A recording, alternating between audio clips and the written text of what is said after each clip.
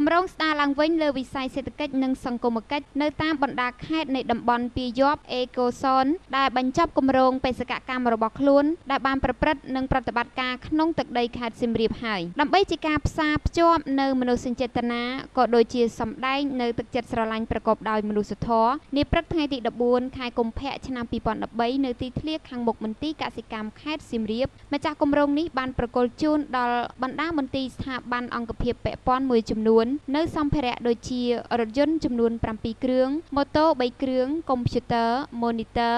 និងសម្ភារៈការិយាល័យមួយចំនួនទៀតក្រោមការអញ្ជើញចូលរួមពីសំណាក់លោកមឿងសុនិស្យាប្រធានមន្ទីរកសិកម្មខេត្តសៀមរាបនិងអស់លោកស្រីតំណាងមន្ទីរស្ថាប័នពាក់ព័ន្ធផងដែរលោកមឿងសុនិស្យាបានឲ្យដឹងថាក្រោយពីបញ្ចប់បេសកកម្មរបស់ខ្លួននៅឆ្នាំ2010គម្រោងអេកូសនបានទុកសម្ភារៈទាំងនេះប្រគល់ឲ្យតាមបណ្ដាអង្គភាពមន្ទីរពាក់ព័ន្ធប្រើប្រាស់និងគ្រប់គ្រងបន្តហេតុដែលមានភាពយឺតយ៉ាវក្នុងការប្រគល់ទទួលសម្ភារៈទាំងនេះដោយហេតុថាក្នុងកិច្ចព្រមព្រៀងហិរញ្ញវត្ថុរវាងឯករដ្ឋាភិបាលកម្ពុជាជាមួយសហភាពអឺរ៉ុបរាល់អចលនៈនិងចលនាទ្រព្យដែលទិញដោយថវិកាសហភាពអឺរ៉ុបត្រូវបានឯកភាពពីតំណាងសហភាពអឺរ៉ុបផងដែរទើបអាចធ្វើការបែងចែកបាន